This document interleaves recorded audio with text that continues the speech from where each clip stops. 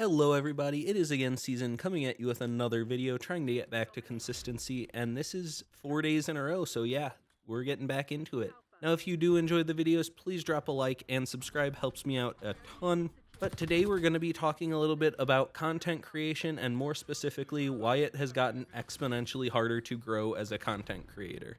So in this video, I'm going to talk first about streaming, then about YouTube, and then I'll wrap it up talking about the two combined and just overall why it is harder to grow in content. So yeah, let's get into it. So as far as streaming, when you look at old streaming, there was a much smaller viewer pool. There were so many less people that were out there that the biggest people were fighting for a much smaller pool of viewers. Now the viewer pool has grown quite significantly. Watching Twitch streams really blew up, especially like in the Fortnite days when even kids at my high school were watching Ninja or Myth or whatever. Before that, it was only really the people who were interested in creators, and it was a little bit harder to grow an audience the size that you can now. But back then, there were more concise interests with less streamers, less variety. You were going to really only watch streams if the person was streaming exactly what you wanted. Now, pretty much anything you can think of is being streamed. There used to be a barrier to entry like capture cards. On the old PS3, Xbox 360 days, you couldn't just hit a button and stream directly from your console.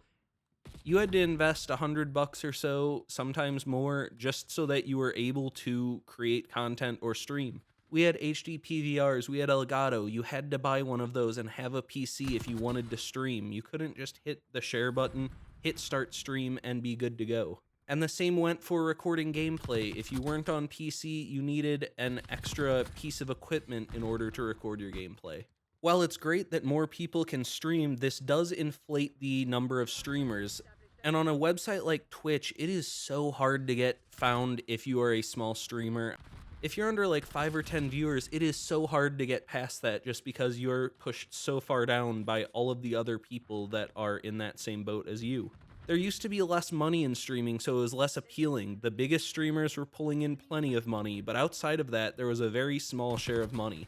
Now there are so many streamers, and this is actually a pretty good thing. There are a lot of streamers that are making enough money, or at least enough to make it a decent little side hustle, that it's just harder to get noticed. The Twitch front page is great. It can promote smaller streamers, but most of the time, if you look at the front page, it is already large streamers, and a lot of people are either going to click into the front page of Twitch and find someone they like and watch that, or they're going to hit the game or topic that they want to watch and they're going to watch one of the biggest streamers, and I don't exactly blame them.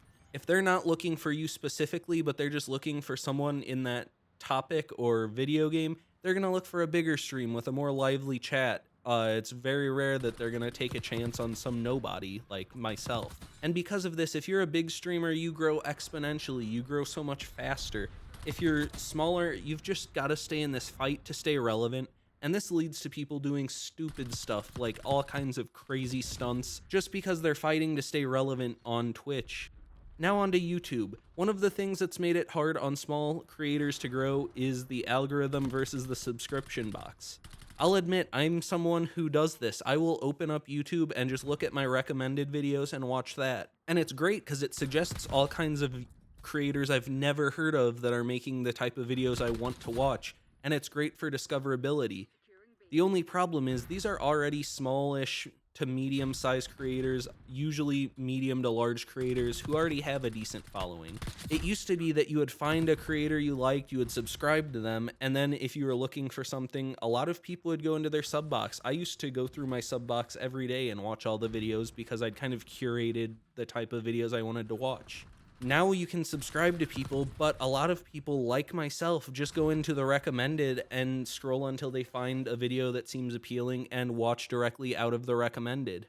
Another thing on YouTube is the death of more traditional types of videos. Think of cutcoms in Call of Duty. Scump's old videos would not fly today unless you were Scump. You can't just sit there and play a game and be good at it and talk over it and be successful. People are looking to be entertained. They want a topic, they want something that intrigues them, something in the background that's kind of keeping them engaged. It's just a totally different type of video, and that's a good thing. It's nice that people's interests change over time and you can't just do the same thing. The cutcom community was so oversaturated, it's almost impossible to grow in it. There's also this fight between long form versus short form content. Things like shorts, TikToks, videos under a minute are really popular. People like that kind of quick burst of information. It's nice if they're looking for news on a specific topic that you can find out basically what you need to know summarized in a very short video. Alternatively, really long form content like hour-long plus videos like podcasts have also grown. And this is nice when you're kind of able to have a lot of free time and sit there and kind of have something playing in the background that you can just zone out on and kind of know what's going on, or get a really long informative video. Just simply hitting 10 minutes used to be an accomplishment in itself because you got an extra ad if you were partnered on YouTube, and that was pretty nice back in the day. But that is no longer the thing. Normally, it's either really short or really long videos. And something similar to streaming is there are a lot more people uploading videos on YouTube. Because there is less of a barrier to entry, it is really easy to record and edit a video. Your PlayStation has the recording and editing functionality built into it. If you wanted to make a video on PS3, you had to buy a capture card, you had to have a PC, you would have to remember to record your gameplay, wait for it to transfer over to your PC, have an editing software, edit it, and upload it. Now, with PS4, PS5, Xbox, new generations, you can literally just press a button, record your video in there, record a commentary over the top of it if that's your thing, and there's a pretty decent editing software built right into it so that pretty much anyone can upload. And again, I am not fighting against a lower barrier to entry. When I was a kid with not a lot of extra money to spend, having to wait for Christmas to hopefully get a capture card, it was frustrating not being able to make content. It really was, and I'm very happy that people are able to. But as a creator, it's hard not to be a little bit jealous just because it's so oversaturated. If you play Call of Duty nowadays, every lobby has like 6 or 7 people with TTV or TikTok or YouTube in their clan tag. But to wrap things up, I have a few closing thoughts. Algorithms allow people to randomly get their 15 minutes of fame. It's really nice if you get featured in the algorithm. Take advantage of it. This is a chance to get a huge boost in viewership because you are going to be really relevant for a short period of time.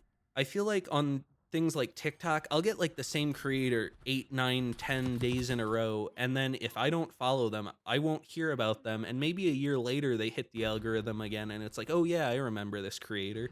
So if you do get featured, make sure you take advantage of it as much as you possibly can and use that as a stepping stone to take the next step up in your content. If you aren't doing content because you enjoy it, don't do it at all. I fell into this really unhealthy relationship with creating content at one point where it was like I just wanted to get to a point where I was making money off of it, and I wasn't truly enjoying the process of making a script, making a video, recording the gameplay, editing it, all of that. Before I got back into YouTube, I really sat down and said, why am I going to upload videos? Is it just because I want to do it? Is it because I enjoy it?